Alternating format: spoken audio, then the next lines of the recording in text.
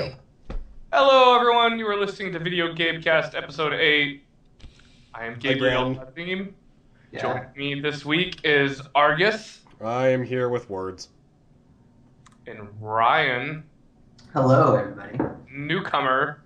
Yeah. So after we totally fucked up this podcast once, thinking we were recording the whole time, it turns out we weren't. We're starting anew, but like a baby. Let's see if we can. You know, this is like we've just restarted an old game, a favorite of ours. Let's see if we can speed run this. Oh my god, I'm pretty depressed. Anyway, so we're just gonna dive straight into news, and then you'll find the main topic as we approach it. So apparently, Microsoft acquires the Gears license from Epic, and they're giving it up to Black Tusk, which is I believe this is their first game. That's a new Microsoft studio, isn't it? I think so. So it's very much like this. All sounds like Bungie and Research Monkey. Find out who's on Black Tusk. See if it's anybody familiar. I'm actually looking at the Giant Bomb website right now. Okay, so I'm going to go back into my little Gears rambling thing that I had going on for a second there. Did you get everything you said? When I first started playing Gears of War, I thought to myself, oh, this is kind of cool. It's a deconstruction of all the machismo bullshit that's in modern first-person shooters and third-person shooters. It's like they're these big burly guys, and they punch things, and they have chainsaw swords, and everything they don't punch boulders, though. That is a valid point. They could have Plus had one more Capcom. punching. Wait, no. There's a part in there where you chainsaw a giant ice rock. That's pretty close. But anyway, through Gears 1 and 2, I kept thinking, like, yeah, they're actually... It's like this very subtle satire. And... Because everything they do makes the world actively worse. And I thought it was this whole thing where they were going to have this big reveal where they've been the bad guys the whole time. And, like, humanity is the invading species or something. And you know what? After Gears of War 3, it's just like, oh, they were taking themselves seriously this whole time. Oh, I'm so sorry. Like, They actually weren't saying anything. The what? They actually weren't making any points. Yeah, and I was double disappointed because there was so much there that they could have done. And I haven't played Judgment. I don't know how that goes or if that adds anything to the story. It doesn't really, but it's just still, more Gears. Really like the gameplay mechanics are kind of cool. I just wish they'd had some. I wish they'd had better narrative to back them up. I think that they did better than I expected them to. And the gameplay was compelling enough where it was like, I stopped expecting narrative out of games decades ago. And then Epic picked up People Can Fly. Which did they actually officially buy them? I believe so, yeah. And then they made Bulletstorm. Well, Bulletstorm was a long time ago. But yeah. And Bulletstorm game was wasn't also a colossal disappointment. Bulletstorm, the problem with that game is they piecemeal you all your unlocks, and by the end of the game, it's like, okay, I have everything. Oh, the game's over? Yeah, there's no time to actually enjoy any of it. And also, some of the mechanics were a little weird. Like, why do I need to charge up my alt fire? Yeah. Why can't I just push the button for the alt fire? That would be better. DMC kind of has this problem. I mean, it's not as bad as Bulletstorm. You're actually really enjoying it as you're going through, but you get, like, a lot of the guns kind of come within, like, the last 5 missions of the game. The only thing is that game, it kind of invites New Game Plus. You kind of just want to go right back into it. And then I went and deleted my saves. I feel like Bulletstorm was also trying to... Bulletstorm was also trying to go for the whole New Game Plus thing. It just kind of fell flat. Like, because there's such... You know, it really wants you to realize, oh yeah, there's a story to this. You know, it's a story about terrible people doing terrible things, but the story is still there. And then I played through it, and it's like, because it has that whole score system where you can rack up combos, and that score system was fucking genius. Like, it encouraged players to switch up their weapons, to try new things, to kick people into various environmental hazards. It definitely made me think of like a first-person Devil May Cry Yeah, but kind of failed. yeah, because it would have been great as an arcade game. Like, imagine that system Oh. in a fuck. What's the? We talked about this last time for hours. The mode that's basically killing floor all the time. Horde mode. Yeah. Mm. Yeah. Like in a Yeah. horde mode game, where it's you and your friends and you're all trying, or you have like instead of you have to survive as long as possible, it turns into you have 5 waves and you have to hit this score threshold. And I think Bulletstorm sort of did that in its multiplayer, but its multiplayer had the same problems as the rest of the game, namely that it was kind of shit. I think Bulletstorm is kind of the perfect example of, see, this is why you don't deliberately hold out all the shit, in your game. It's kind of like a lot of people complain about a lot of games. They say, I don't want to wait to be awesome. I just want everything right now. And while I'm not totally that far on the end of the spectrum, I don't want a game like Bulletstorm where you just wait forever for the game to be fun and then it's over. Yeah, you want time to play with the weapons you get. Mm-hmm. Yeah. The point to this whole rambling thing was that I actually don't have much of a problem with Microsoft buying the Gears franchise, because I don't think there's any way they could do anything worse. The question is, what are they going to add to it? Like, they're going to have to... I don't want any of the old characters. I want totally new characters. How are you going to change Gears into something new? I keep thinking of Halo. I know it's they're not gonna. They're going to do what they did with Halo 4. They're going to give it to a new studio, and they're going to say, okay, make a sequel. And the studio's going to go, I have a question. How? Give it to that crazy company that did Vanquish. What are they called? Vanquish. Google. No, I don't think Google did Vanquish. Yeah, right. I typed in Vanquish. That's not a word. I don't know who did that, but yeah, Platinum. Platinum. Yeah. Oh, Brian beat me to it. Platinum. Yeah, Didn't they also do Metal Gear Rising: Revengeance? Perhaps. Yeah, they did. Yeah, because they're a holdover. Their original games were stuff like God Hand. Some people really like God Hand. Oh my, God Hand. Oh my God Hand. Oh my God Hand. I never ever want to play that game, but I love watching my roommate play it. Is it good or is it just punishingly hard? It's not punishing. It's just super difficult. Every enemy attack you can block or dodge. Or no, you can't block, you can dodge. But you can dodge every enemy attack. Dodging is a big part of the game. Enemies take a long time to drop. They take 100 hits from you, but they can take you out in 1 or 2 shots. Okay. So you gotta be perfect on the dodging. But like Dark Souls. Yeah, but it's never unfair. Yeah. It's just super hard, and like I don't. Yeah. So the whole Gears thing, I think that the question with Gears is, if they have it now, I guess people will continue to buy it, but the decline in sales is pretty apparent with Gears of War Judgment. I just don't know. I think they should wait like 2 years. You know why Gears of War Judgment had lower sales? It was so soon. Who was the main character? Baird. Who gives a shit about Baird? Yeah.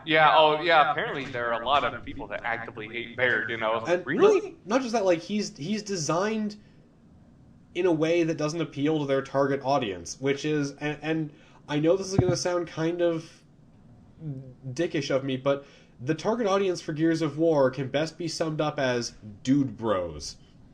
Oh, yeah, no problem. And Baird does not appeal to that audience. I don't think that's the problem with Gears of War Judgment. Gears of War Judgment at all. I think it's because it happened like 18 months later, and people were still knee deep in the horde mode for Gears of War 3. That's entirely legit as well. I think if they want to do another one, they should just I don't actually know. Did the new Carmine die at the end of Gears 3? I think, isn't there Carmine that I don't fucking remember. There's 2 of them that die in the first Or like 2 or 3 of them that die in the Yeah, first they 2 keep. games. I keep saying, is this guy like Kenny? Like what? No, they're all brothers. See, that's how much I cared. I only know this because there's a Miracle of Sound song about it. Awesome. Okay. But yeah, Anthony Carmine is the last one who's actually a badass. And Yeah. I don't know if he died or not, but he was kind of a cool character. Like, he was a deconstruction of a lot of tropes. Again, probably not on purpose. Well, they do give all the characters more, for lack of a better word, character by the end of 3. Like they actually talk like normal human beings. They're a little less macho than they were. They show emotion. So they're not quite as bad by the end of 3. I feel like it's a little too late, but at the same time, I didn't mind. I played that game for the shooting. You know, I would not mind if they made like a prequel or something that was the Carmine brothers going through basic training together, and like their first few operators. They could have it could be like a 4-player co-op thing even. Were there 4 of them? Usually they can make like a $20, just like small, DLC. Or like standalone because. I don't want to tell people they have to own the other Gears. Well, it would be actually, next gen console. Yeah, with the X-Bone, you can just make a downloadable game. X-Bone. I'm calling it the X-Bone. Yeah, it's so much easier. And more descriptive. Well, yeah, I mean, we could talk about Gears all day, but I think... What's the next thing on the palette? I've never played a Gears game, so... Amazon buys Double Helix, apparently. Double Helix. They made... Shit, we were just talking about this. What did Double Helix make? This goes to show how professional... Oh, Killer Instinct, right? Killer Instinct. Didn't they also do... Did they do Shadow? No, that was Chair. I don't know. Never mind. Okay, so Double Helix made some... Strider reboot. Fascinating stuff. I actually pre-purchased Strider today. Because that's something I need to do. I'm okay with this. I have no problem with companies like It's Amazon. weird! Why? Yeah, it's just weird. Why? What are they gonna do? Make games. Yeah, but why would Amazon do that? Why would Microsoft do that? Because they have a console. Yeah, it makes sense for Microsoft to do that. And what did they do before they had a console? Well, they made software. Windows. Yeah, which makes sense to go... Amazon doesn't make software. Why not? They're just... I mean, they could, but they don't. Yeah, They that's don't. sort of It's my not point. about It's why like- not, it's about they don't. Yeah. I'm sure well, it'll they be do now. financially viable for them. They can hire whoever the fuck they want because they have the money. But Yeah, they're in the perfect position to jump into this, and Amazon has already shown that it's willing to take creative risks. Amazon publishes books for people now too, right? And they've published a lot of smaller independent novels that bigger publishing houses wouldn't take, and they've had pretty good success with that. I think that picking up development studios that want to make... Have you played Killer Instinct? That game is insane. the new one, The one that Double Helix made. I haven't. I don't have an Xbox One. Yeah, Xbox One. It looks. I mean, that game actually. Jeff Gerstmann was an avid hater of old Killer Instinct because he thought it was highly overrated and didn't understand. The new one's... But the new one's really good. He gave it a good score. And I feel like Amazon they're not gonna... A lot of game companies want games that will appeal to the widest possible demographic. We see this a lot now with Microsoft. We see it with, unfortunately, Sony and Square Enix. It's turning games into pop music. Yeah, they're too far on the industry side of the games industry. That happens to a lot of third games and a lot of trilogies like Mass Effect 3, Dead Space 3. And Corporate gets involved, fucks it all even up. worse, games that come after a trilogy is over. Halo 4. Well, Halo 4, Halo 4 was a Remember, different that's not just games, that's movies, too. Media in general. The fourth Indiana Jones movie that doesn't exist, and you can't convince me otherwise.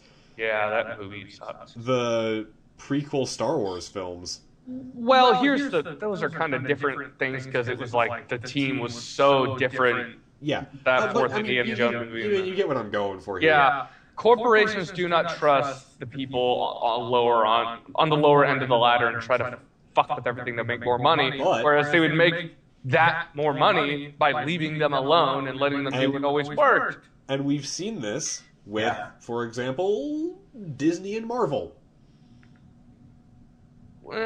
Disney owns Marvel, and they have a hands-off creative control policy. Yeah. And Marvel movies are making them boatloads of money. And Amazon has a similar model for their book publishing system, and they're making boatloads of money. And I have a good feeling about this. Like, I think that Amazon will basically just give Double Helix a blank check and say, go and do your thing, do something awesome. You'll make us money in the process because you're doing something awesome.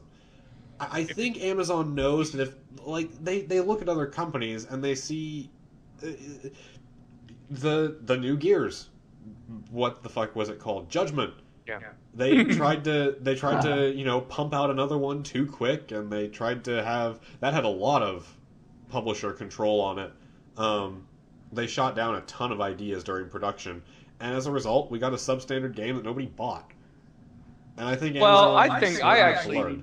A lot of people said it was substandard. I think it was fine. I think a lot of people thought it was substandard because they were still burnt out from Gears of War 3, and they just went into it. I waited a long time. I actually just played that game like 6 months. Oh, no, like 3 months ago. So it was like right at the tail end of my Gears of War, my Game of the Year list. Well, you gotta remember, I count all Gears of War games as substandard because I don't really like them. There aren't any games. I mean, there aren't many games that nail that shooting like they do, and the jibs and the Yeah. physics and I mean, there are It's a really handful a of things shame. they nail. Like, man, they have some tight mechanics. If Yeah. only the game wasn't crap. I think the game is fine. I think the only gripe about the game that I can really put on it is the level design's kind of bland. Brown. Everything feels like it. Well, no, there's a lot of color in Gears of War 3 and in Judgment. Judgment's a I should very play bright three. game.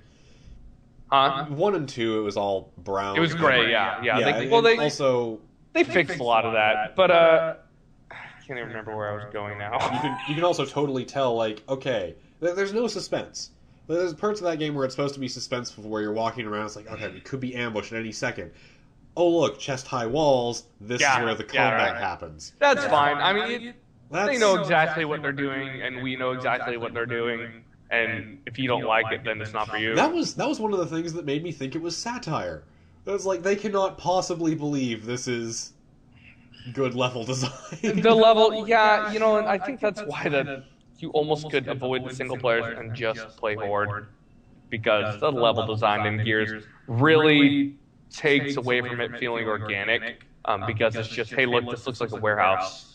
We should Every stop room talking looks like- about Gears because Yeah! the third person has What the never heck? played a Gears game. We were talking about Amazon, I know. and it's like the Gears magnet has got us again. New person, what do you think about Amazon? The interesting thing I think about Amazon is that they're talking about they might release a console. Oh, yeah. Shit. Yeah, hopefully Which- that's a lie. Yeah, I really hope it is. Yeah. No I more can kinda see where you're competition. coming from about it'd be really cool if they gave Double Helix just kind of a blank check.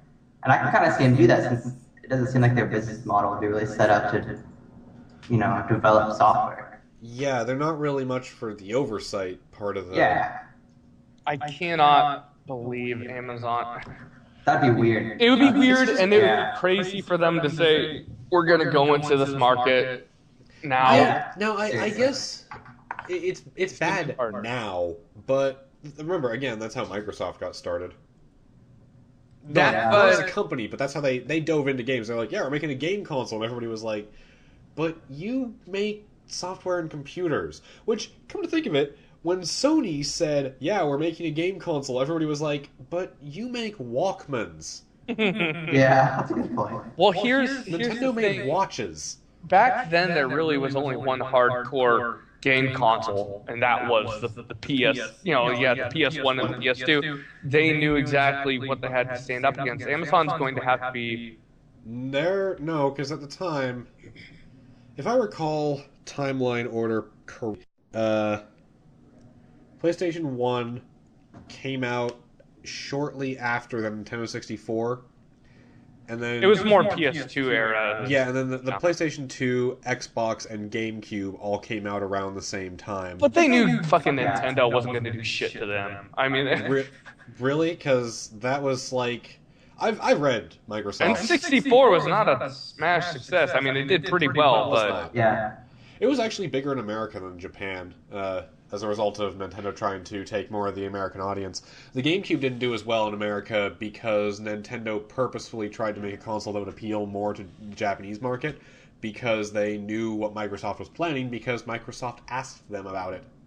I think part of the reason why that console failed was because the discs were too small and the controller lacked the buttons you needed to play. Seems like a classic Nintendo problem. The GameCube controller is the most divisive piece of hardware I have ever seen. Well, I like the GameCube controller, but it lacks buttons. There are fewer arguments about the ethics of the guillotine than there are about the functionality of the GameCube controller. I personally hate it. I hate the way it's laid out. It feels bad in my hands, and I can't find all the different things. And my friends are all like... My friends, if there was a living... human-sized GameCube controller would probably have sex with it. And I just think it's funny because they went from the 64 controller, which was meant for someone with 3 arms, to a GameCube controller, which is marginally better. I guess that's Nintendo's entire strategy. That could be the Make a shitty controller. Nintendo, marginally better. Yeah, that's their strategy. They don't do it very well. No, I think they perform pretty adequately. Well, marginally better. Well, not anymore. They're not. No. I mean, they're getting by, but I mean, they cut their Wii U. The Wii U has poor sales statistics, and I don't understand. The marketing on that was so crap. Yeah, because there was no marketing on it, and also because there are no games on it, because Nintendo continues to cling to their old quality assurance program. And apparently the dev tools are horrible. Yeah, that's the problem, is like the dev tools were not designed to be used by humans, and they're also locking out a lot of indie developers, which have gone over to the Xbone and PlayStation 4, and also PC. And Nintendo, if they had just opened up to allowing more people to make more diverse games on the Wii U, if they'd had the dev tools there, we'd see some awesome stuff. Last week or whatever, I rattled off like 8 or 9 ideas for Wii U games that I would, in a heartbeat, drop $50 on. Yeah, and everybody has at least one. Quick, both of you have one in your head right now. Tell me, what would be a cool Wii U game that you'd buy? Zombie U. That's not Zombie U. What? You can't just say a game that already exists. Oh, you mean like a new game that doesn't exist? Yeah, like what's an idea for a Wii U I want a game? Super Mario Land 3. Yeah, sold. Because Super Mario Land 2 is probably the most underrated Mario game, in my opinion. I can agree with that. I don't know if I have a specific Wii U game, but something that's kind of along the same lines is the 3DS and how like it can't, like Edmund can't put can't put Binding of Isaac on the 3DS, and so many people would play that. And same with like Meat Boy. Like I'd love to have Binding of Isaac or Meat Boy on a 3DS or 2DS even. God. Super Meat Boy on the 3DS, or no, the Super Meat Boy on the Wii U or would Wii U, be great. Like using that screen to control it, like that's the perfect control setup. Yeah. I just had a revelation. What if Valve made a handheld and crushed the fuck out of Nintendo? What would they put on it?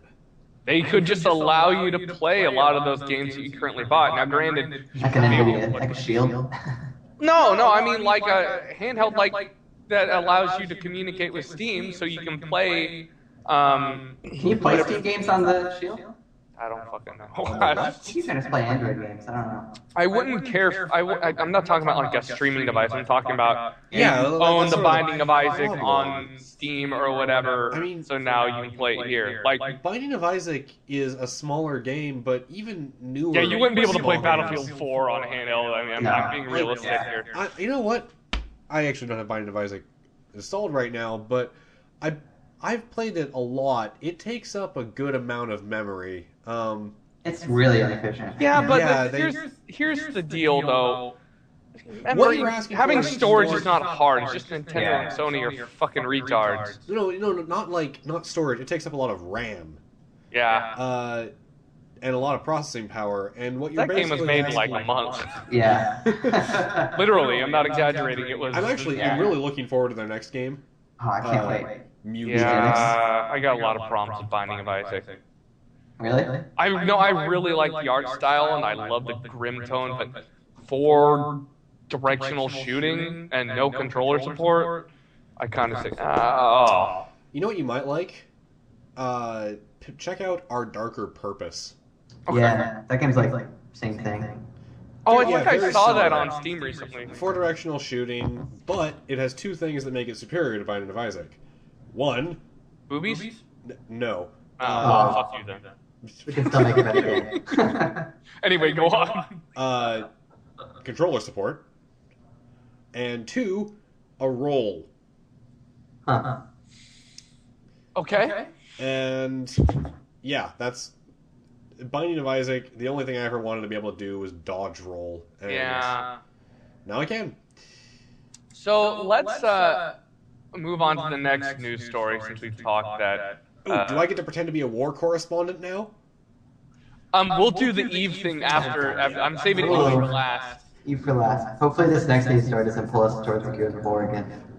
So Nintendo's kind of looking at their strategy and being very Japanese and vague about what the hell they're doing.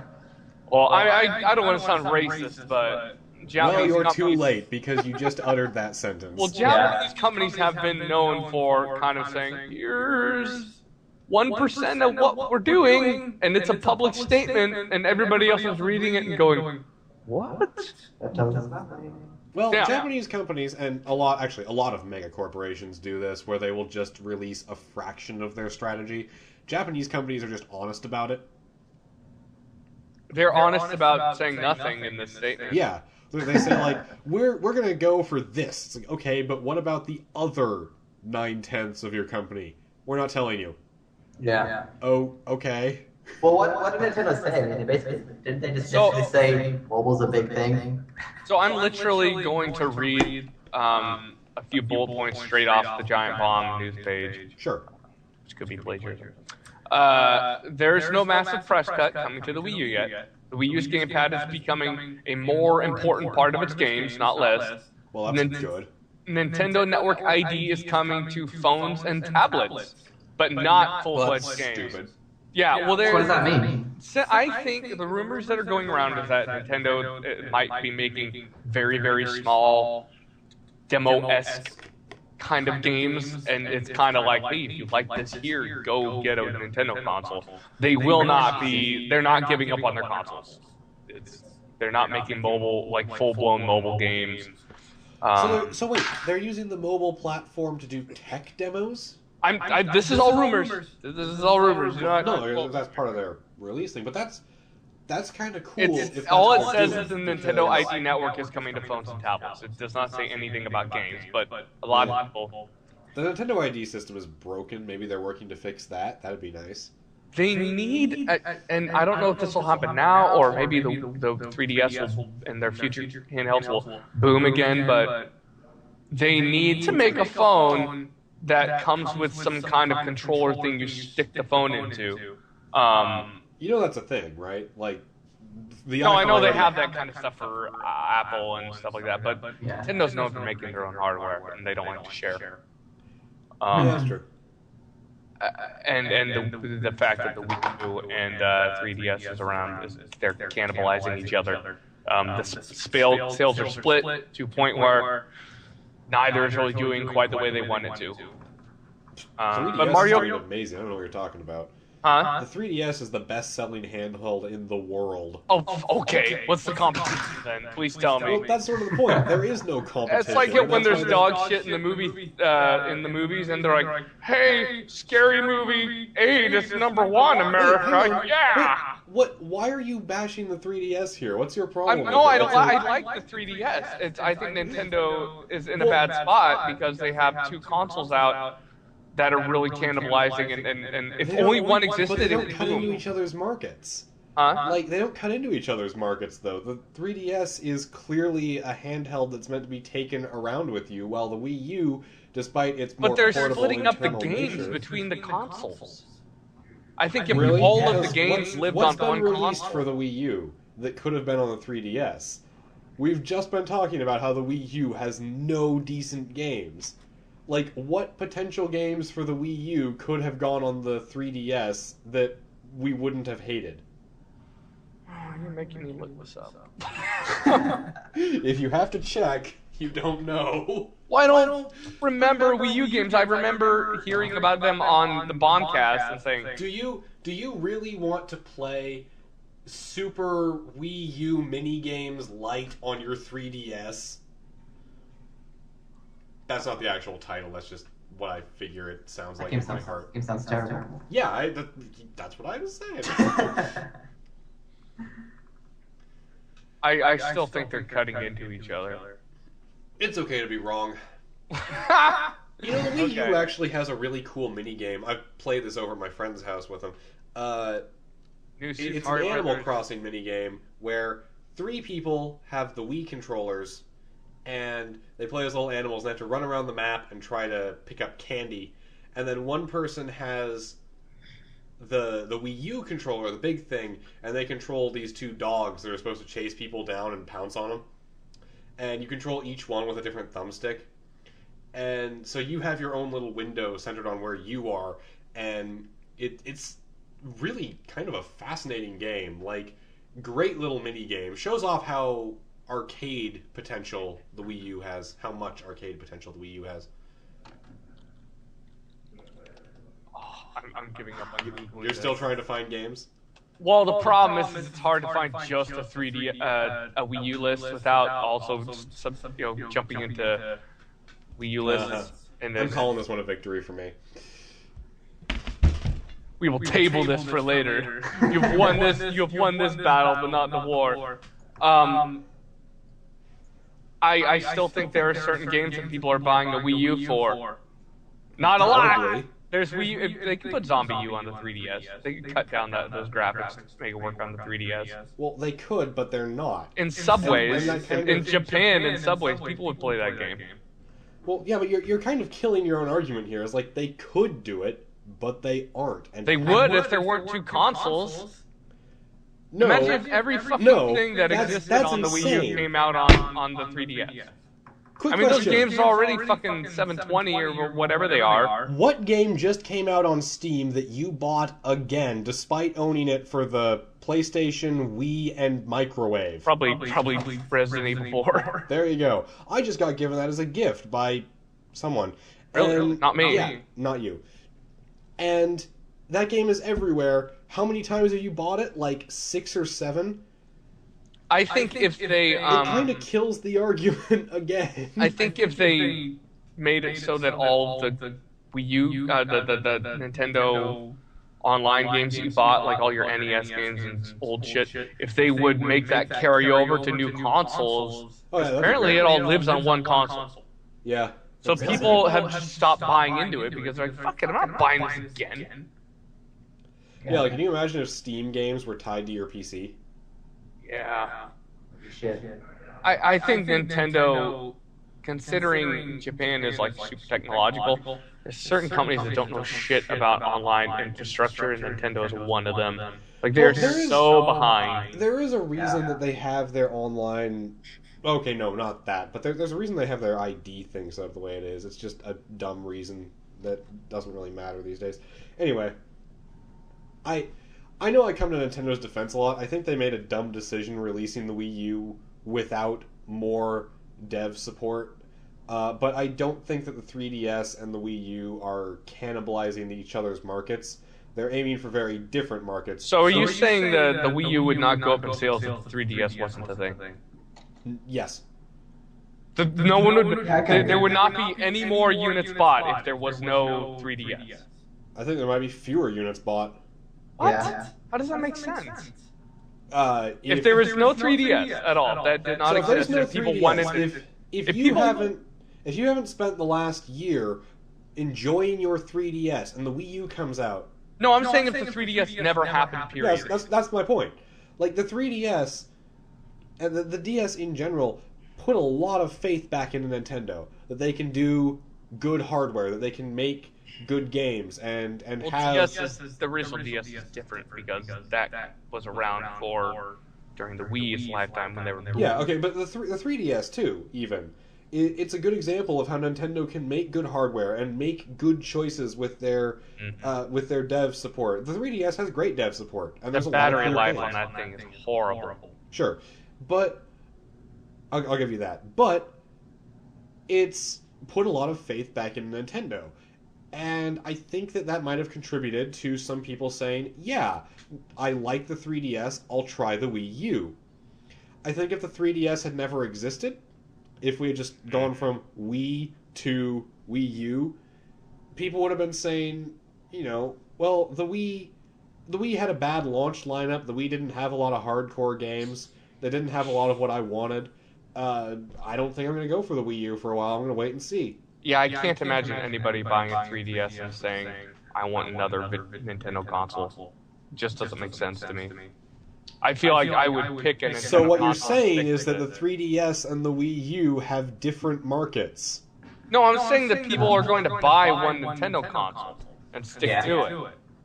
It's not about being different markets. Well, then how come people have both a Wii and a 3DS? Who has this? Half the people. Well, original Wii? Because original Wii does not count. Why? Because everyone bought that shit for Wii Sports. No, they didn't.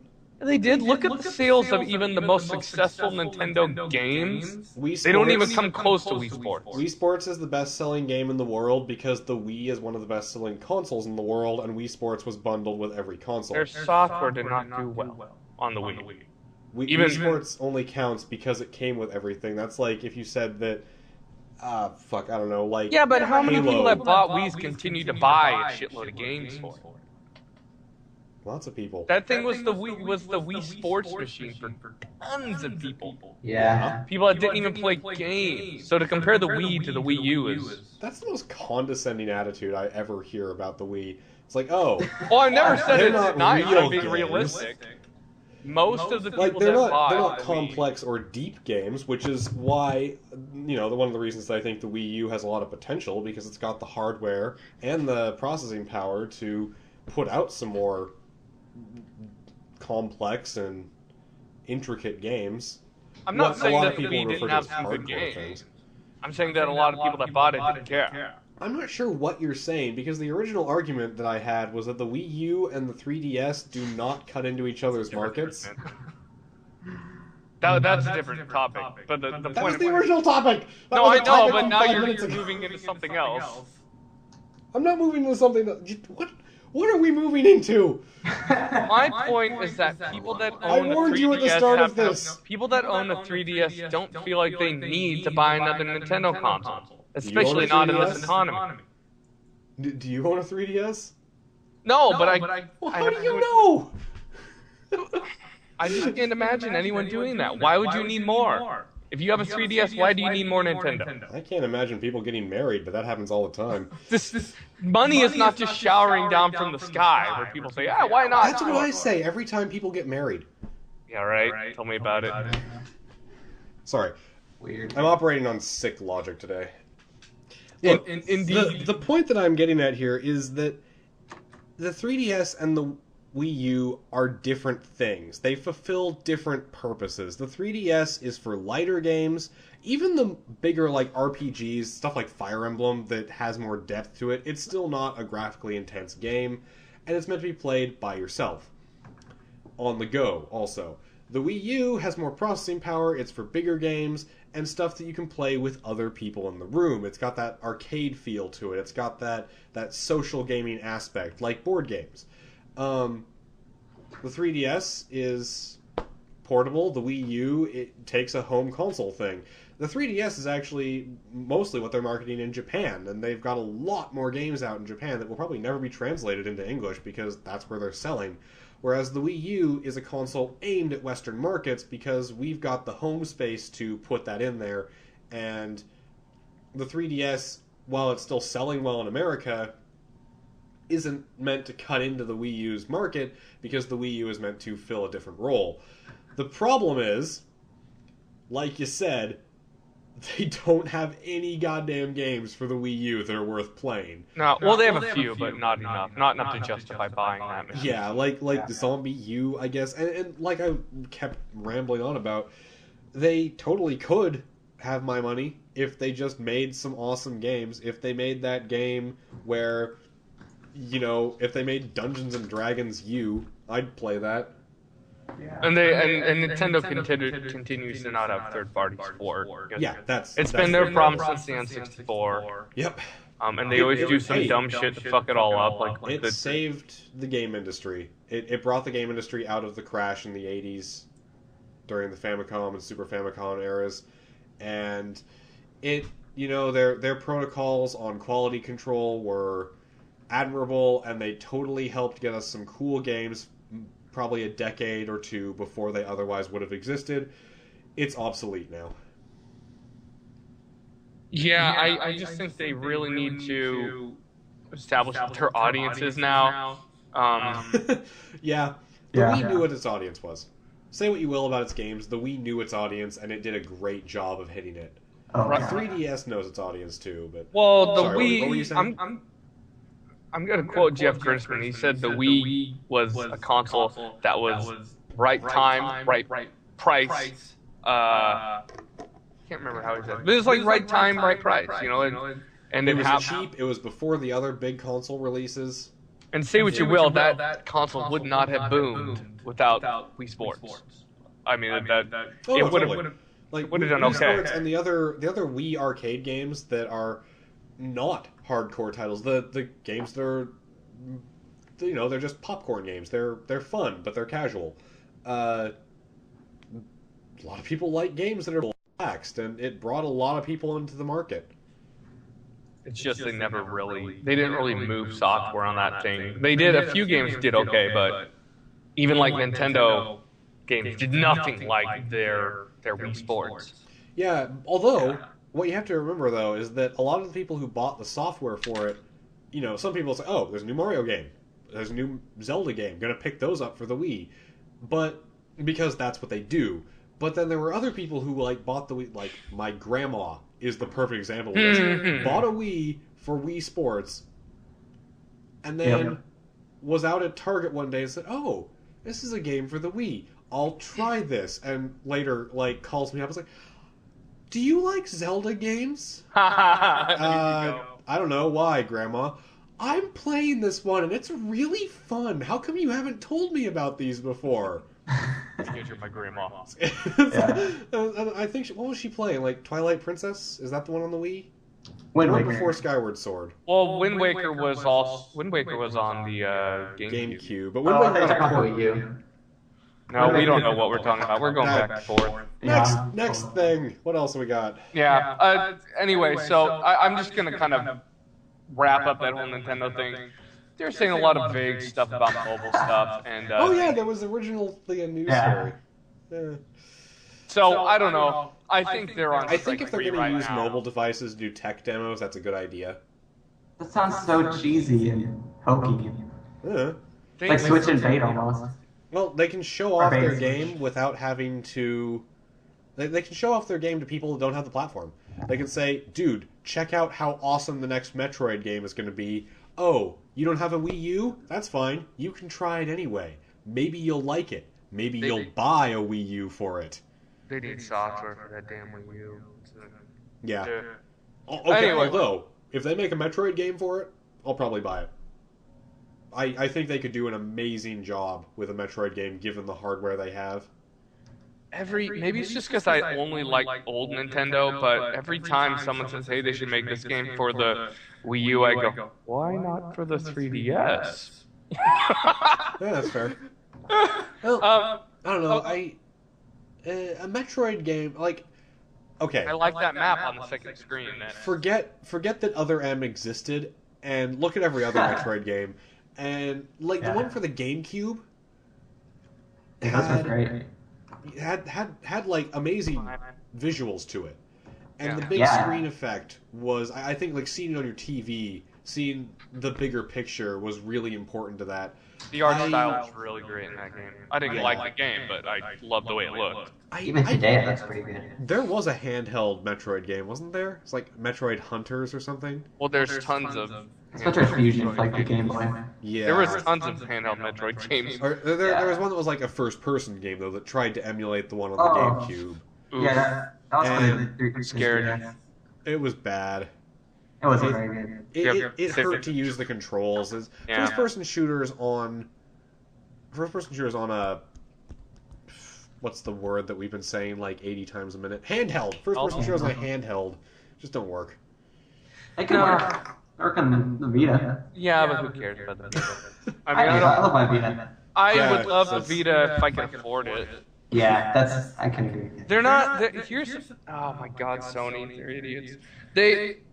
They just kind of looked at all the problems the PSP had and said, "Let's do it again and change the name, and no one will notice." No, that's not fair. They added new problems too. Yeah. They fixed a lot of things. I mean, what kind of problems are you talking about? Overpriced memory cards, no game. Yeah. Oh yeah, no. Sony and their proprietary memory cards have never been a good idea. Why do they do that? It's like they're acting as if they're so arrogant. They're acting like they're in the position to do this shit. No one's buying hang on. it. Come to think of it. Well, let's make money if they keep doing it. I just thought of something. Are they making money on it? Yes, they are. But that's aside. Sure they are. They actually are. I checked. They'd make more money if they dropped the price of those cards and made some damn games. Remember, the PSP didn't use proprietary memory cards. It just used micro SD cards. And all those were crazy back then. Back then, data was real expensive. Yeah, they were fairly expensive. But now, my PSP, which still functions, has a 16 gig micro SD card that I picked up for $10 that just has a bunch of stuff on it. Like, it has all their games and a bunch of movies and music on it. But despite the Vita has proprietary memory cards, but it comes with one, which is as much storage as like a 3DS might have. The 3DS stores stuff on cartridges, so that's sort of like proprietary memory cards already. Yeah, that's a good point.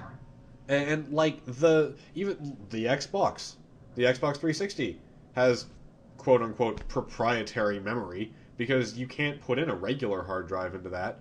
I think the only things that have not had proprietary memory storage have been the PSP with the SD cards and the PlayStation 2 if you bought the network adapter and put a hard drive in there. Microsoft eventually got sued, so you could buy your own thumbsticks, and you could have some pretty big thumbsticks put into that system as far as data is concerned. Flash drive. I guess the big deal with the Vita is it seems like there's no reason. I mean, it's just basically a micro SD card. They're not with the Sony logo on it. They just made it harder to get a hold of them. In the future, it'll be harder to get a hold of them. Like PlayStation 2 memory cards now, which nobody makes anymore. Yeah. They're not positioning themselves in a place to compete. It seems like they don't care about competing, and they're like, "We'll make money on these memory cards." That's kind of bizarre. Like, the PlayStation Vita, it doesn't fill a niche. It doesn't have a target audience. I think it has a perfect niche, which is like the hardcore handheld gamer, but nothing to do with it. Well, it's got some cool games. It's got a lot of cool stuff that's ported over from the PlayStation 2, like Personas 3 and 4, also known as the best games ever. Didn't you say that about Halo 2? No, Halo 2 is the best multiplayer game ever. Oh, okay, right. Personas 3 and 4 are the best games ever where you play as a high school student and also kind of fight monsters, but who really gives a shit about that because you're going on a school field trip tomorrow and you can totally hang out with your friends. Yu Yu Hakusho the game. That's actually, that's pretty accurate, honestly. Just like Neil Stevenson being Doc Hack-Sign. Yeah. Well, same thing. I got this to use now. Like, did you watched Yu Yu Hakusho? I loved it, yeah. When I watched it, I found myself not giving a shit about the combat and being more interested in how he dealt with, like, people at school. and the weird little social stuff. That is exactly how I felt about Persona. Okay. Same thing. Like, yeah, you gotta go fight shadows and save the world, and the high school turns into this infinite dungeon during this 1 hour between midnight and also midnight, because it's an extra hour crammed in there, and everybody sleeps through it, but we're awake, and we have to go fight these monsters because they're eating people. Okay, that's nice, but I have to get to sleep. I have class tomorrow, and I'm gonna hang out with this girl after school, and, like, do we really have to go and say... I'm busy, man. I got shit to do. Persona's been a game that's intrigued me, but it's just never had room in my life because there's so many fucking games. Yeah. They're all... Actually, most of the Shin Megami Tensei games are... While people say they are good, I just recommend Personas 3 and 4, which is where it really hits that sweet spot of story. Did he also do... Who did... the boner game. Oh, you're thinking of Shinji Mikami. Okay, I get my Japanese dudes mixed up. Whoa, what is this? Shadows of the Damned. The Shin Megami Tensei is the name of the game series that the Persona games are set in that universe. Shinji Mikami is an actual person and not a game series. See, I didn't know that. He worked on Resident Evil and also the game Shadows of the Damned, where you play as a man named Garcia fucking Hotspur and drive around with a floating skull named Johnson who turns into a gun called the Boner. I need to play that. I wanted to play that at the beginning because I saw the names attached to it, and I love Resident Evil 4, as I've established. It's good. Anyway. Let's move on to EVE Online. Well, do you know about the recent battle that took place on EVE Online? No, but I do love EVE Online because I get to pretend to be a war correspondent. From what I've been told, and I could be wrong, but apparently 75 Titans were destroyed. Yeah. That's a lot of things. Apparently, from what I heard, when one Titan gets destroyed, it makes headlines on these EVE sites. Oh yeah, because each one of those is worth like $10,000 USD. Yeah. Those are the most Titans ever lost in a single battle. And the second most Titans ever lost in a single battle, I think, is like 17. So it seems like you two are the EVE experts, and I'm kind of the curious guy on the outside going. I don't know if I'd say I'm an expert. Well, compared to me, you are. Fair enough. Do you play EVE? I've played a couple times. I've played in spurts of like 3 months, and then I get to this point where I'm like, well, I can either have a life or I can just spend the rest of my life in this game. There's a bit of a wall. Like, you either decide to become a hardcore player, or you just kind of stop. Exactly, and I've just never felt like sacrificing everything else in my life. I do the exact same thing. That's the way I feel about this podcast. But... The reason that I love EVE Online so much. Do you mind if I ramble for a little? Go for it. Okay. Now you're asking me this? Yeah. You're right. It's better to beg forgiveness than ask permission. So, MMOs in general are the worst thing to ever happen to gaming. Wow. In pretty general, bold statement there. Yes, that is. I'm including stuff like Custer's Revenge in that. Even mobile gaming is better for gaming than MMOs. Yes, because mobile gaming provides a platform where early developers can get in on the ground floor. They can show off what their skills are before being funded by a larger publisher to make cooler titles.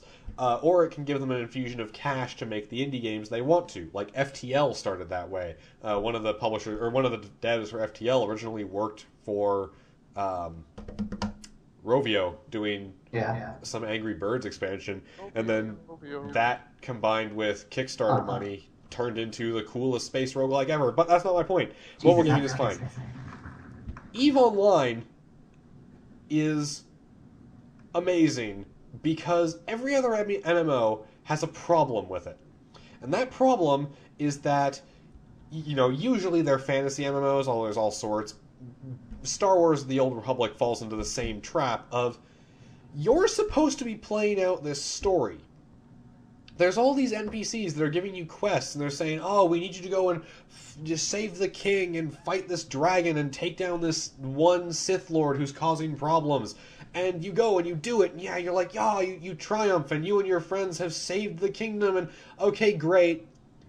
Although, in 4 other instances of this dungeon right now, there's another group doing the exact same thing, and in 1 hour that dragon respawns from your perspective, and you can go back in and kill it again, and what was the fucking point? Yeah. In EVE Online, there are no quests. I mean, there are sort of quests, but there are things where it's like NPCs spontaneously generate requests to have stuff delivered.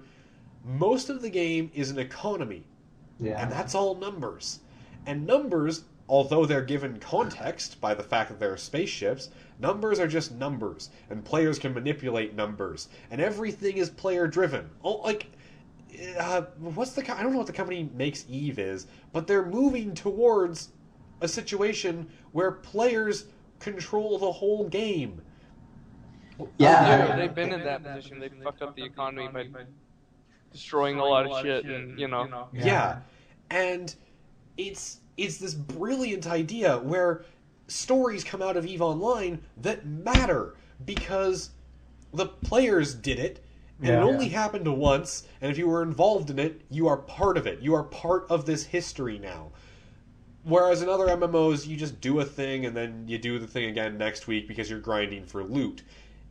In EVE, you spend a lot of time mining asteroids, and then one day you see a dozen ships drop out of warp, and you call in your friends, and you're like, hey, they're taking our shit, and your friends show up, and there's this big fight, and you're Space like, games. and it's like, we won, and we got them, and now, this system is solidified as ours, and it becomes a story, and you get to tell actual stories instead of just living out what some developer thinks should be the story. Yeah. It's amazing. I agree. Yeah, never gonna play it. I'm the same. I just feel bad. I want to support them, but I don't. You should all... Anyone listening that cares about hearing about EVE or plays EVE should go back... trying to remember if it was a giant bomb. It was a giant bomb thing, but Patrick Klepek went to... Where's that game popular? Like Iceland or something? I think it's Iceland.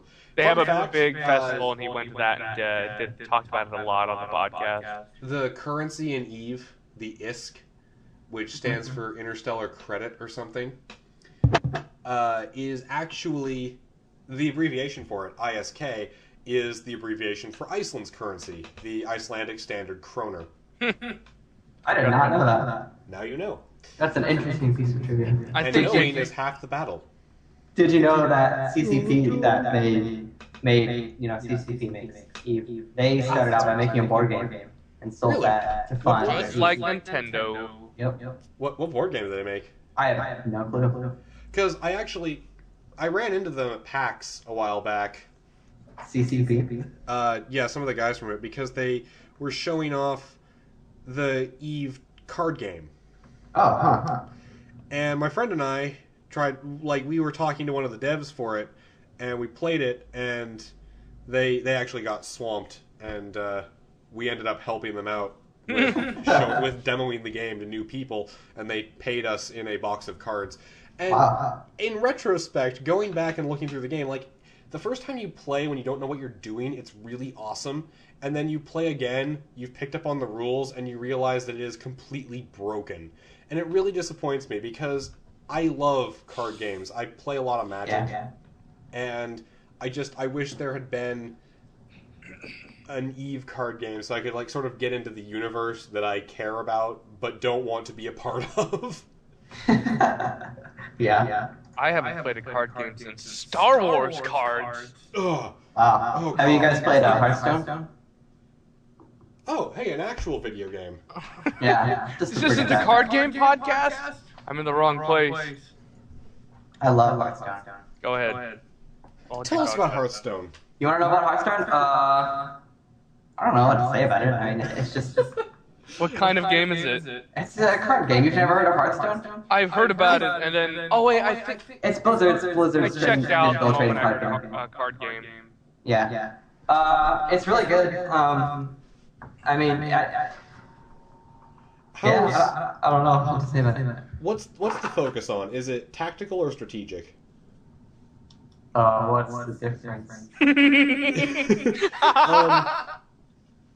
Sorry, Is the focus on really tricky stuff? Like your opponent plays something and they attack, and you respond by playing your own thing before they get something off, and like is it all about counterplay, like combat tricks and back and forth, or is it more about developing your board and you can't play stuff on your opponent's turn?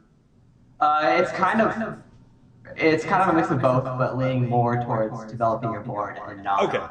leaning more towards the latter. So it's a more. Can you play stuff off turn? No. Okay, so so it's a more strategic game. But they do keep in a lot of one-turn kills. So I mean, obviously they take a while to get to that point, but they keep a lot of things where you can respond in a way that's kind of tricky, I guess. Okay, That makes sense. sure.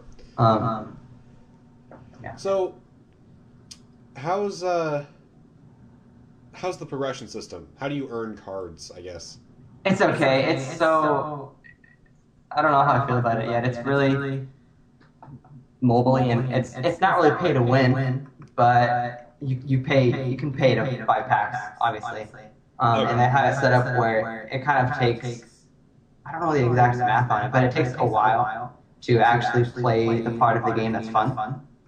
So basically there's like an arena mode where you build a deck randomly, and then you play against other people, and then if you lose 3 times, you're done, and you have to just start over. But you can only do that if you have, I think it's like 200 coins.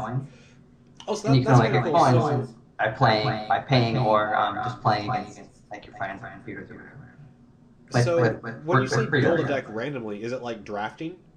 Yeah, basically it shows you 3 cards, and you can pick one.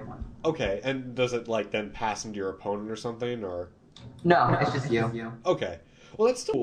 I love the idea of limited formats in card games. I love doing drafts in Magic. I also you play until you just lose 3 times, and you play against random people who are also in arena mode, or does everybody start at the same time, and it goes until there's only one person left? You play just random people in arena mode. Okay. So it's not like team-based or anything. Yeah. That's still kind of a cool format. So it's like a drop-in, drop-out limited mode. Yeah, exactly. See, that's the sort of thing that online games should be doing. Like, really taking advantage of the fact that they're online. Yeah, exactly. The only bad thing about it is it's you need a kind of a lot of gold to actually do it. So it really heavily encourages you to pay money. Yeah. And so it kind of stops you from playing the best part of the game, which is interesting. I understand why they do it. But Yeah, they want money from you, or... yeah. Yeah, there's too many games, and unfortunately, it's starting to happen here and there with full price games where you hit this wall where you kind of can't keep going. Yeah, it's a paywall basically. Yeah. So there's a delicate way to doing that. Yeah. I wouldn't necessarily call it necessarily a wall, but I mean it is like that. It's a paywall with a lot of handholds on it. I mean, you can a lot of these games you can keep grinding, but Yeah. And it's plus basically that. See, I really like the idea of free-to-play games where you can buy stuff if you want to, but you can never buy stuff that gives you an advantage. Path of Exile. Path of Exile is a great example. Oh, so good. You can buy cosmetic stuff. like TF2 kind of status. Yeah, TF2 is And another League of great one. Legends. League of Legends. I was just about to do that one. Like Yeah. League of Legends, you can pay money to unlock more champions. You can still only use 1 champion per game, and it's still going to be balanced. Yeah. Insofar as they are ever balanced. I'm pretty sure at least one of them is overpowered right now. So, do we want to move on to? We got to keep this podcast moving. We've been going for like an hour. Did we have a main topic? Do we need? You know what? We can just cut it here. We could. Do you want to Like- talk about what you played this week? Sure. But What's a- yeah, what's a I'll new just guy? I'll wrap up the Eve stuff by saying if you want to hear about that, listen to this last week's episode of Giant Bomb, their Giant Bomb cast. Honestly, there should really be just an Eve War desk sort of thing. Is there not? Is there not a podcast that's just war stories from Eve? There has to be an Eve podcast. Yeah. I'm gonna look that up. I know Patrick Klepek from Giant Bomb is he just kind of says something when something real big happens, so he has I totally listen to a war desk from Eve. Like, yeah. So we don't have to play the game, we can just kind of get it. Yeah. They have various reporters embedded with different corporations. Insight. It turns into that game could have its own series of right-wing, left-wing news things like Fox and CNN. God. EVE Online, I just want to point this out. As much as I love it as a shining example of what MMOs can do that is good, EVE Online terrifies me because it is a libertarian dystopia. Like, I've read a lot of stories from crazy people that show off a libertarian utopia, where it's, oh, look, no controls means everybody's living these perfect lives. EVE is a great example of the other side of that coin. Yeah. There are corporations that literally have battleships that frequently attack low-security systems just to pillage the local population. Like, that's what you're fighting for, guys. Just because they want to. Groups that are proudly evil, and groups that are proudly good or neutral. Slightly less evil. Yeah. Well, there's much groups, as can be good in that I think EVE Online doesn't really go for evil. I don't think anybody in there is directly evil. There are groups that are order, there are groups that are bastards, and there are groups that are like chaos pinatas. Yeah. Goon Squad is the good example of this one. Yeah. Hey, look! Well, That corporation has a Titan. Let's throw the cheapest ships at it until it dies. Yeah, right? It's like creating We're rocket running out guys of in missiles. Ultimate Conflict. Ram it. We are missiles. These ships cost less than our ordnance. Yeah, right? Well, man. It reminds me of old CNC where it's just like, let's just crank out 1,000 rocket guys and hope they don't get run over. They're cannon fodder. Yeah. They're fodder with cannons. Okay. So what'd you play this week, Arcus? What? No, start with the new guy. Oh, you're right. Well, I tried to play Metal Gear Solid Revengeance, which first of all, I said that wrong. Metal Gear Rising Revengeance. Yeah, say the name right. Dumbest name in the world. Yeah. Jesus Christ. They know what they're doing. God. Yeah. It's but not a real it doesn't like word. my hardware. It doesn't like my hardware, so I can't play it. Oh, really? Okay. So dumb and really frustrating. So I paid $30 for a game I can't even play, which I guess I should have researched it, but I guess I can assume things wrong. Do you just have an old computer? No, it's perfectly fine. It just doesn't like. I think its problem is with AMD processors, which is a really blanket statement. I mean, that's a lot of PC users. That's many processors. Yeah. This is why torrenting exists, and this is why I won't be totally against torrenting. Seriously. I always have. I've stopped buying games on Steam without trying them out first. Yeah. I should. Yeah. I The will pirate prices games. caused me to go against that, but Yeah. Sometimes I'll just pick stuff up that's small. It's like, Our Darker Purpose. There's no way that's not going to run. I bought like 5 games this morning. Oh, that's a lot. Well, one of them. Okay, well, if you So include... what have you been playing? I actually haven't been playing much, but I just this morning started playing Jazz Punk. Oh.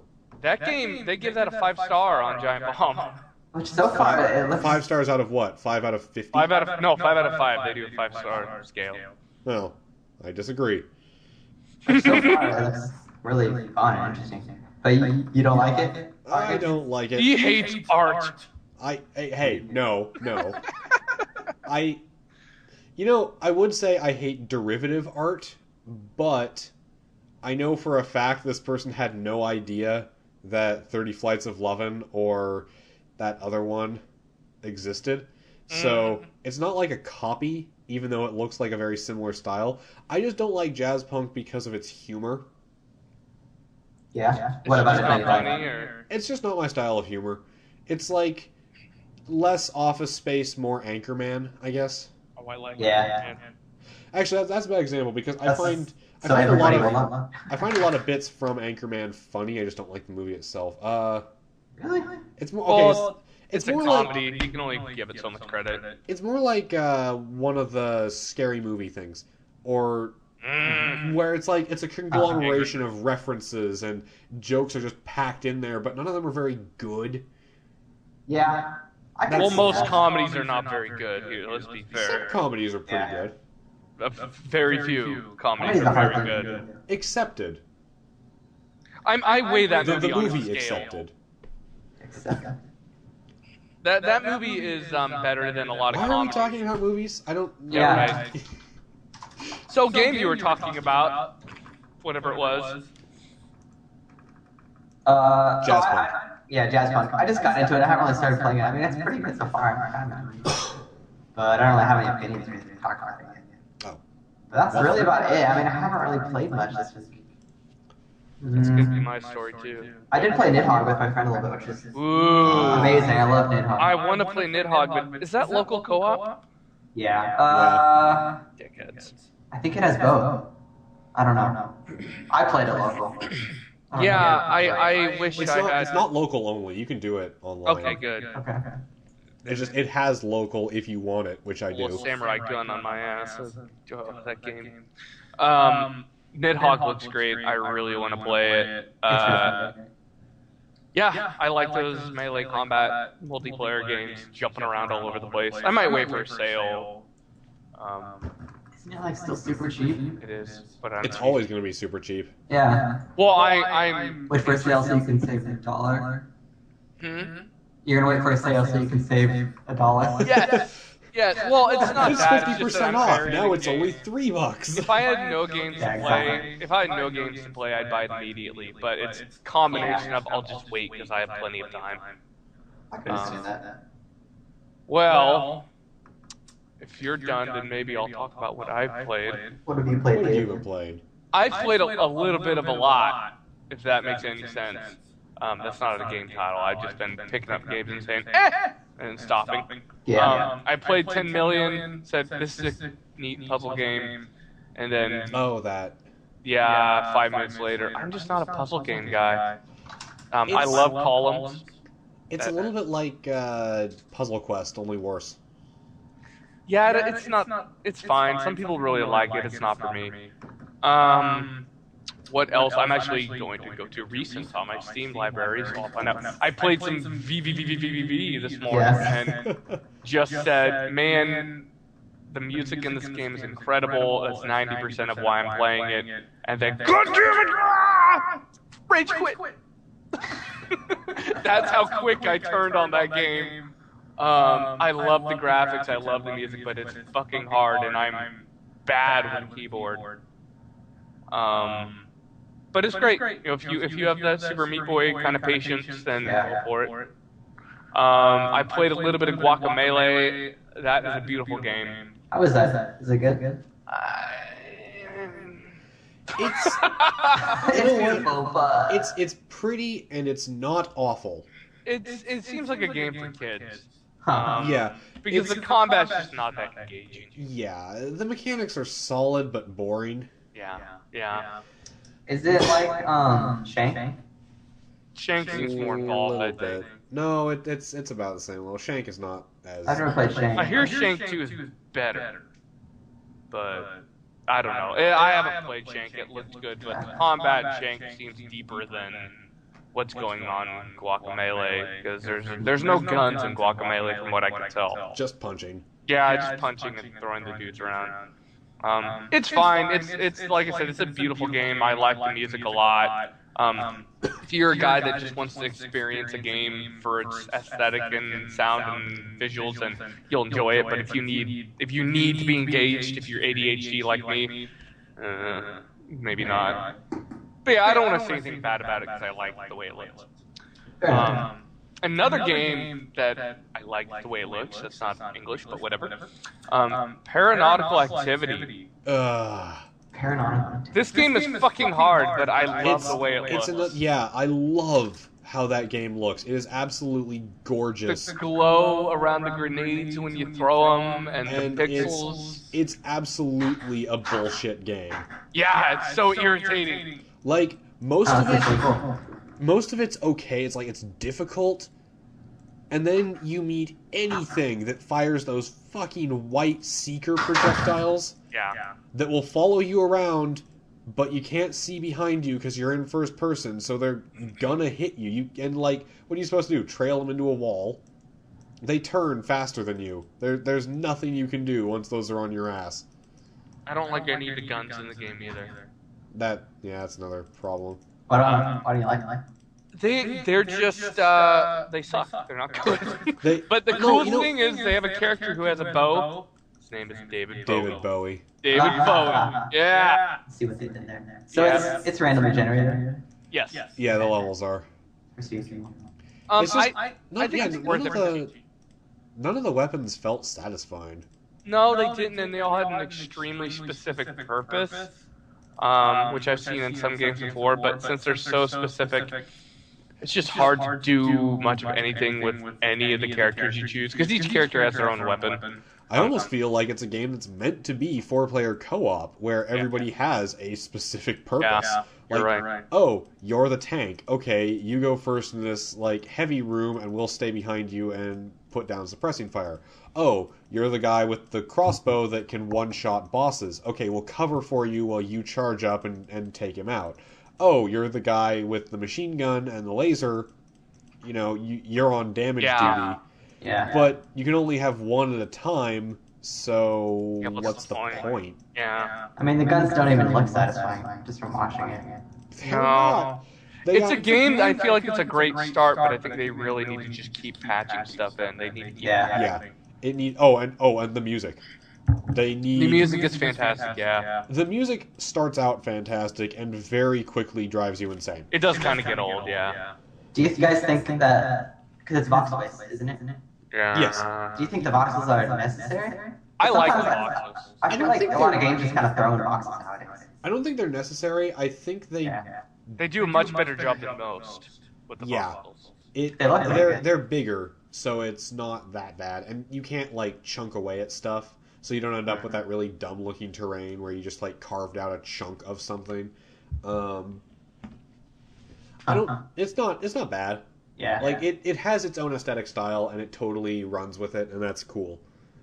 If you and it has the it's like it has Quake style shooting, especially if you Bowie, you really have to be accurate with that bow, and I just will not commit the time. Yeah, because your fire rate with that is like it's horrible. They should have like the arrow is pulled back all the time fire mode on there, so maybe you won't do as much damage. Once you fire, it starts charging.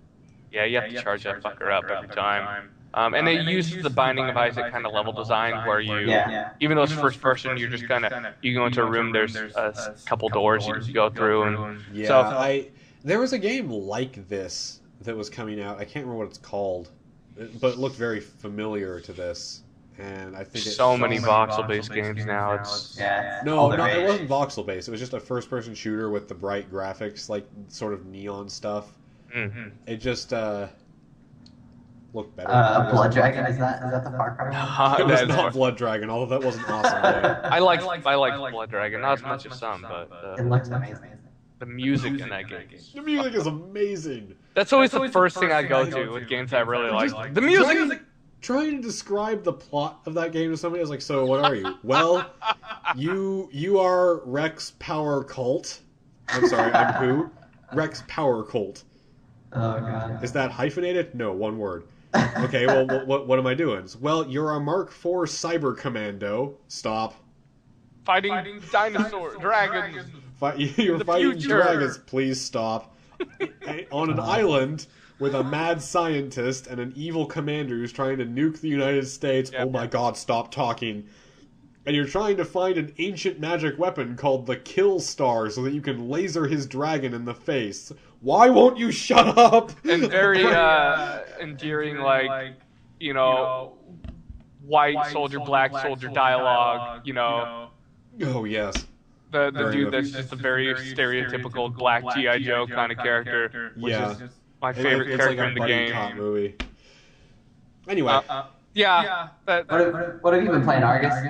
Wait, we're not done. We're not done. Stop. I'm on a time limit. Come on. Okay, I'll just blow through these. I played Dwarves, thought it sucked. Yeah. I played How to Survive, and actually, I like that game to a point. I have to decide how much more I want to play How to Survive. It's like it's a three-quarters perspective kind of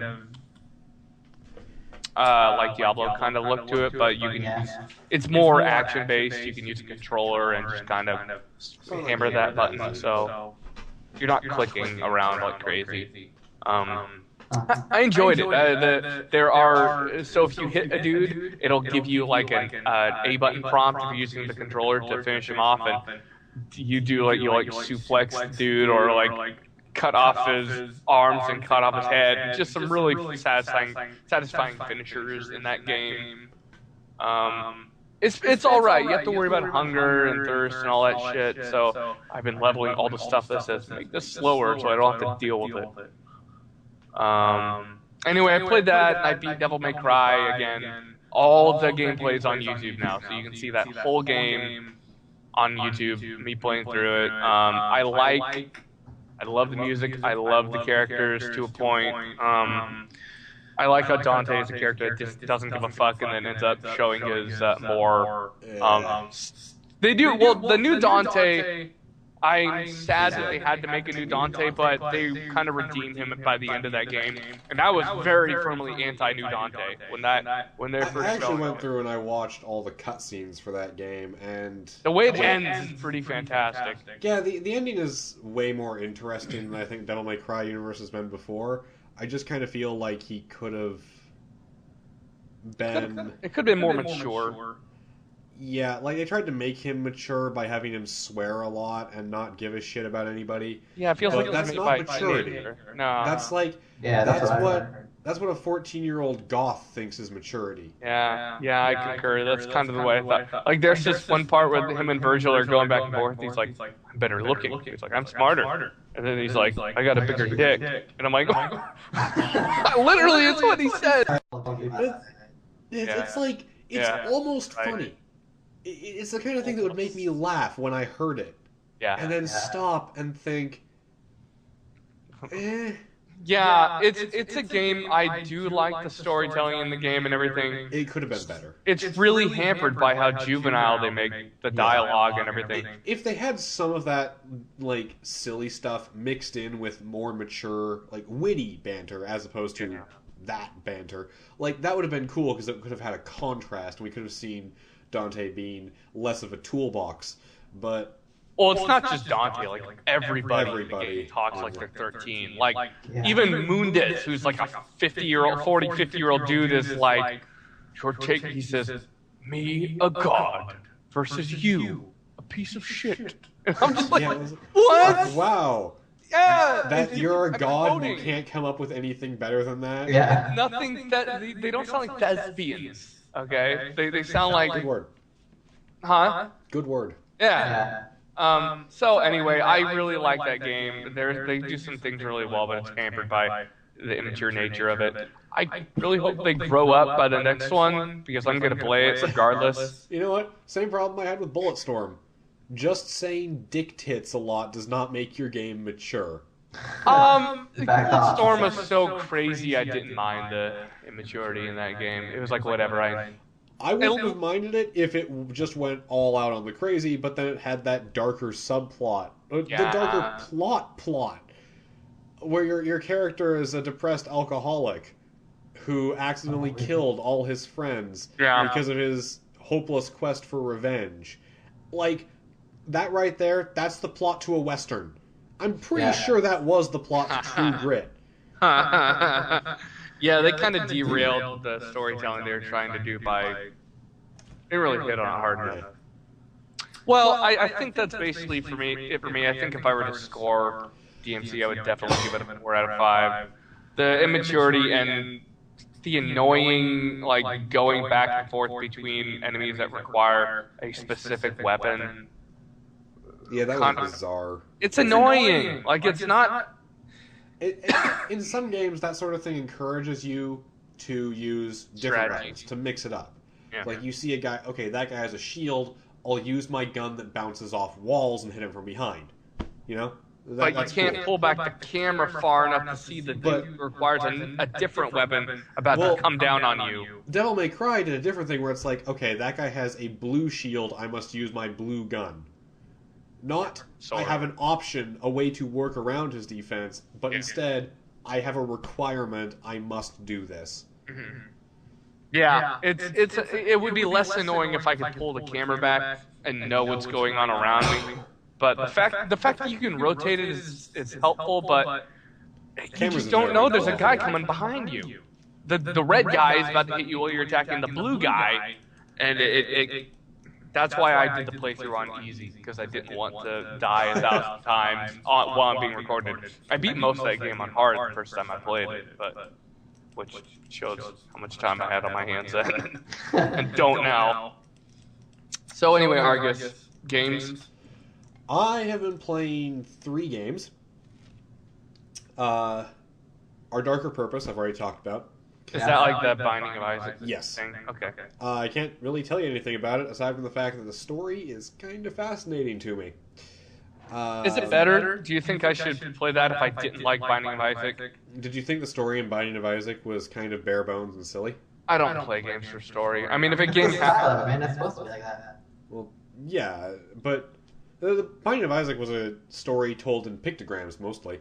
Our Darker Purpose has more words to it, and it really has that sort of gothic fiction style that I like. Kind of like Don't Rest Your Head. It makes you think if you want to think about it. If you don't, then go ahead and skip it, whatever. Yeah. But honestly, I play games for story, and I liked it. I liked how the ending was ambiguous. And I'm not going to say anything about the ending because everything is spoilers. The other game I'm playing is I finished up my pacifist run of EG. Okay, I don't know what that is. EG, IJI, is a 2D platformer. It's one guy put this together, very simple graphics. It's a platformer shooter where you play as a nanotech-enhanced teenage girl who is one of, 10 human survivors on Earth after an alien invasion comes around and just wrecks your shit. And you are guided by your brother, who's trying to help you, get into the swing of murdering all the aliens that have come to your planet. And I realized about halfway through my first playthrough that I could have been not killing them. And I wanted to see if it was possible. And it turns out it is. It takes a lot of effort, but I got through the game without killing anybody. I may have helped some people kill other people, and I may have caused one guy to commit suicide, but I did not kill anybody. And yeah, I'm watching YouTube videos of this. And is it like a it's yeah, I think it is. I think it was released in when did he put it out? I first played it in 2010, so yeah, it's a while. And oh my god, the ending of that game is sad. No matter what you do, it's sad. Even if the best you could hope for is bittersweet. Is this game hard? It looks hard. I would not call it hard. It's got some challenging bits to it. Some of the boss fights are a bit tricky. Pacifist on Utilimortal difficulty is really hard. But I like to challenge myself. So you don't have to ramp the difficulty up as far as it will go and then not fire your gun. That's fine. You can avoid that. Yeah, that's what I was just watching too. Yeah, I shared it with them. I think the absolute best outcome you could hope for is that there are 50 humans left alive and 2 of the alien species that wasn't that evil, but they're both... And the 2 people are... they're a couple, but they're both female, so, their species is fucked. And it's a very, very sad ending, and it really got to me. And then... To counterbalance that, I've been playing Containment Breach, a horror game made by people that hate humanity, and I played about 15 minutes and then turned it off and vowed to just delete it and never play it again, but I want to share it with everybody else because I want everyone to suffer. Are you talking about SCP containers? Yes, I am. Have you played that? Is this a Steam game? It is No, not. but I've seen it. Is it scary? It is to me, but I don't really like horror games. Yeah. I don't know if it's more or less scary if you're already into the SCP universe, but I had a friend of mine start playing it who hadn't had much exposure to the Foundation, and yeah, he also got about 15 minutes in and just said, "No, I'm not gonna, this is stupid. I'm not gonna play this. I don't care if the lights are on. This is creepy." So if you like horror games, maybe check that out. Is there combat in the game? I don't know. How does it work? I don't think so. I'm looking at video for it, and it looks like Amnesia. Yeah, it's a lot like Amnesia. I'll share it. The main thing that's chasing you, I think, is SCP-187, which is a concrete statue that cannot move if it's being observed. Like the ghost in Mario. Yeah. Like the ghost in Mario. Doctor Who. Yeah, that was Angels. my first thought, too. I never made that connection. 187 has been around. It's been a story on the Foundation site, on the website, for like 2 decades now. And I never really made the connection between that and the Weeping Angels, but yeah, it's pretty much the same thing. But anyway, it's stalking you around the facility, trying to kill you, because that's what it does. Mm-hmm. And there's a bunch of other stuff that has breached containment as well. There's just a ton of monsters and hazards that are all over the place, and you're trying to get out. And what I find interesting about this game is the one thing that really, really unsettled me is the blink meter. Like every 15 seconds you have to blink. You can press space to blink earlier, but you have to blink. That sounds annoying. And when you're in the dark and you're running down a hallway and you don't know what's ahead of you and you don't know if the thing's behind you, blinking becomes the most horrifying experience you have ever had. Because you have to close your eyes for a second. Yeah, and then you see nothing, and you might open your eyes and see something right in front of you, and you never know. And that never happened to me, but it felt like that could have happened to me the whole time I was playing. It's like me playing Halo 2. I'm like, by blink, I get blasted in the head and lose. Everything comes back to Halo 2. Eventually. Anyway, that's what I got. I recommend all those games. Check them out. Okay. Well, if that's all we got, then I'll just do my regular closing thing, or videogames0083@gmail.com is where you can send your emails. Still no emails. Twitter, Gabe0083. I've actually been posting on there a lot lately. I did not care about Twitter until I started this podcast, so now I use it. That's how I got in contact with you. Yeah, that's right. Did you have a plug that you wanted to do? Oh, sure. I didn't even think about it. Yeah, I just remembered now. Me You too. never asked me about that. You're never like, hey, Argus, do you want to talk about your podcast? And I'm like, no, it's fine. Oh, I forgot about that. Well, maybe you can do it after Brian. Oh, whatever. Yeah, whatever. Hit mute on my mic. I'll fall asleep. I'm the guest here, so I get it first. Go ahead. Okay, well, I'm working on a game called Miniverse. It's like an action puzzle game for the iPad. Kind of gist of it is you have these little people on these planets, and you can move the people between the planets with the end goal of getting all the people onto a spaceship, and then you win the level. So it's Frogger. A little bit, kind of. Okay. And Like I had more complexity on that. Like a puzzle action game? Yeah, exactly. Sold. Good. Glad I As won. long as it's depressing. That would be a plus. At the end, when you get like all the colony ships assembled, do they all warp off into deep space and then leave the rest of humanity to die a painful and entropic death? I haven't gotten to that point, but if you'll buy it, then I'll put that in for you. General It's like rule, early access shit. Yeah. general rule, if a game makes me cry at the end, I probably enjoyed it. Okay. That's my goal. That's my next life goal right there. Try to make Argus cry. Yeah. I have a website, miniversegame.com, so if you want to see more about it or follow me on Twitter and stuff. It's all there. What was it? Miniverse game. Miniverse. Okay. Yep. I thought you said Menuverse for a second. I was thinking, like, is it an RPG where you fight RPG-style combat menus? Because I'd play that, too. You are a menu fighting other menus. Do you want to plug your Twitter channel? Yeah. RYE or some shit like that? RYT, right? Games. RYT, games. Twitter. Yeah. Probably the easiest way to find my Twitter is just to the game website, miniversegame.com. Okay. But yeah, I mean, I'm still working on it. It's not out yet. I'll probably start in beta on the 21st of this month is my plan. Until that time rolls around, I'll definitely give you guys and whoever else wants it links and codes. Cool. Yeah. Well, what's your podcast called, Argus? What? I'll give you the floor. God, I haven't done that in weeks. This old dead is like graveyard. Sorry. Yeah, I do a podcast called Brown Noise. You can find it I make that at Brown Noise Radio at tumblr.com and the associated SoundCloud. It's if you want to hear a couple of people have a conversation about politics, religion, philosophy, that sort of stuff. Sometimes games.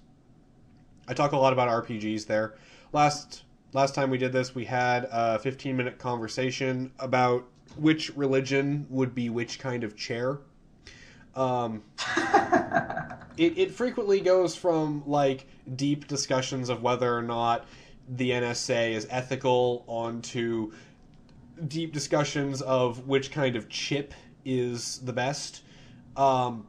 Equally as important. Basically imagine if a couple of political science majors got really stoned, but without either of those things actually being true. Still sounds amazing. Thank you. I like discussing religion and stuff, but apparently nobody else does. Oh, I like discussing it. I just don't want to talk about it mixed with video games, unless we're talking about a video game about No, not on religion. this podcast. And if you say Bible Adventures, you are fired. I don't care if it's your podcast. About cartridges. We were talking about weird cartridges, and I sent him a picture of the blue Bible Adventures cartridge. It's not a real game. That's amazing. Huh? It's not a real game. Games weren't a real game back then. Yeah. Games require, mechanics and victory conditions. I think you're overstating the average NES game. Yeah. I mean, so many people look at Bible Adventures and go, "Wow, this game is busted and horrible," and I'm like, yeah, so are 90% of Nintendo games. Jekyll and Hyde. What? Oh, yeah. That's actually a game that's recommended that everybody play, just so you can see how not to make a game. Yeah. No, I won't go on about religion, but every time I try to have a calm conversation about it, it ends up being the other person's just fucking losing their mind. I'm like, what the fuck happened? So I just decided at a certain age, I'm like, I don't want to talk about religion anymore. Probably wise. Yeah. Well, the Twitter and I'm also on Facebook, but just look up video game on Google, man. You'll fucking find me. You'll find me everywhere. So yeah, there you go. That's the podcast. Thank you for having me on. No, it's fun. You'll probably be on again because there's beggars can't be choosers. Not to understate you. Wow. Yeah, jeez, I'm insulted. I'm so desperate. I gotta stoop to these. No, it's usually me sending messages to people.